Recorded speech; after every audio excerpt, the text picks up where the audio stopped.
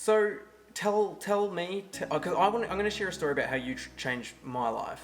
I'll do that now for everyone. Yeah. And then I want to hear like maybe some crazy stories of things you've Okay. experienced. Look out. So I was a trainer at a CrossFit gym, and Luke, I think you might have been there when I started. You were just finishing up, maybe. That was just after I left the gym. I went, and while I was sort of transitioning, I was just doing a few PTs out of Joey's gym, yeah. Yeah, I remember your face, and then you were gone. And I kind of kept training there, and I don't know how, but we were in touch. And you said, let's catch up, and we caught up at a cafe. Well, Republic. I think we went to... Eckhart Tolle. Eckhart Tolle. We went to Eckhart Tolle with Joey. All three of us went. And Asher. And Asher. That's sort of how the first interaction started. That's it. Okay, cool. And at that stage, you were a trainer of hypnosis. You weren't a trainer of NLP. No, I was transitioning into NLP, as in training NLP. Yeah. So this is crazy, right? I was talking to Luke, was just fascinated by that world. I had listened to Tony Robbins when I was starting my first business, and fascinated, but I'd forgotten about it. I'd forgotten about it with life and being an athlete. And Luke and I met up, and he's like, yeah, I train people in hypnosis, and I was like, fuck yeah, like I want to. We had a great conversation. I just remember talking about stuff, and I was like, that feeling you say inside. Oh, we caught up for breakfast. Yeah, Cafe Republic. Yeah. And the feeling inside was like, this is where my future is. Like, I just knew it. I was just like, I have to pursue this. And I think you just said, $3,000 or whatever, $2,500 for hip. Yeah, I think it was fucking next to nothing back there. Yeah. I said, I've got a course coming up. You got to be there. Yeah, and paid cash and win. And so.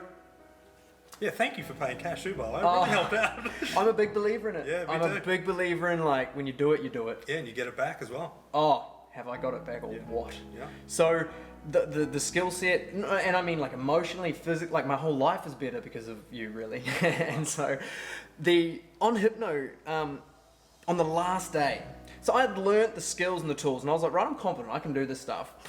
But wow.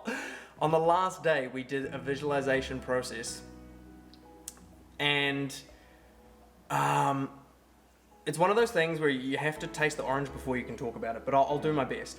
During the visualization, we were getting near the end, and we had to look at ourselves in the mirror. And it's funny you mentioned this is when your life kind of changed, when you saw yourself in the mirror. I giggled. Yeah. In the visualization, we had to look at ourselves in the mirror in our house, our dream home, maybe. Yeah. Future self, right? Future self. Yeah. And the person in the mirror, I think, was 2 or 5 years into the future. Mm-hmm. And I was looking in the mirror, and I could see myself, a little bit more mature, and the person in the mirror looked at me. And during the visualization, the person in the mirror was meant to tell us what we need to know in order to live that future. Mm-hmm. And the future me didn't say a word, just looked at me in disgust. Just looked at me like, you are way fucking below your potential. You're fucking playing small. Everything that just crushed me. And I remember I just started bawling. I just started bawling my fucking eyes out because I knew it inside. And I remember I hugged you, and it was uncontrollable fucking sadness. I hugged you, I hugged everyone in the room, and I just cried and cried. I remember I went home to my partner at the time that night, and I was just an emotional wreck. For about 6 weeks, I was emotional. Yeah, oh man. And you know what, that's when I fucking knew that I had this beast inside of me that just had to come out. Yes.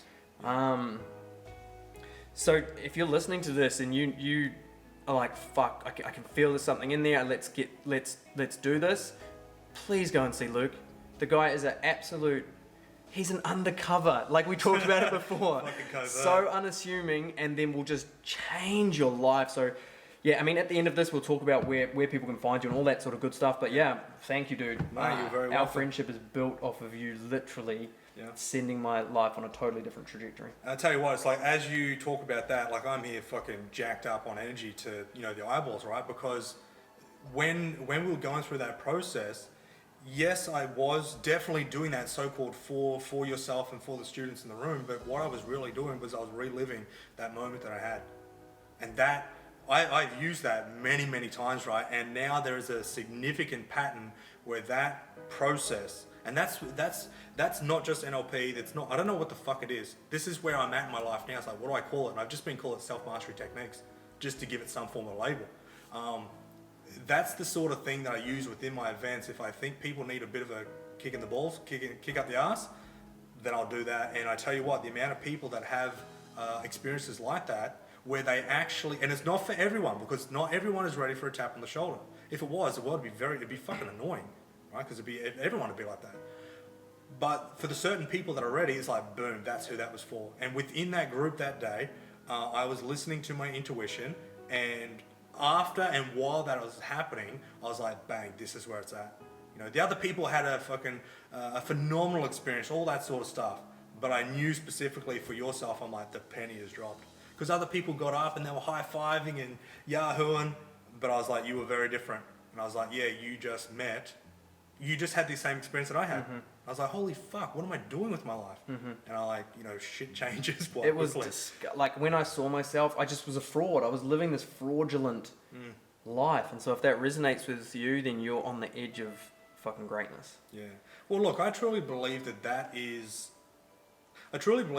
the path. I don't believe that people can get to a certain part of the path with skipping it or bypassing it. Maybe they go through it quicker, fucking 100%. But I still believe that everyone's got to go through that path in order to get to wherever it is that they want to get. And that there seems to be it's not a barrier or a hurdle, but it's an event. That seems to be a significant part of the path that people, I believe, and that I've witnessed, need to experience. They need to fucking look into, dive into, whatever you want to call it. Yeah. You would have seen some serious breakthroughs doing the work you do. Yeah, some of it been super heavy duty. I'm like, holy shit, I didn't expect this, right? But obviously, like, when you're in the midst of it, you can't just sit down and say, oh, well, don't worry about that. It's like you've got someone they're in the thick of it. You've got to get them through it. So, yeah, everyone is different. Depends on their life.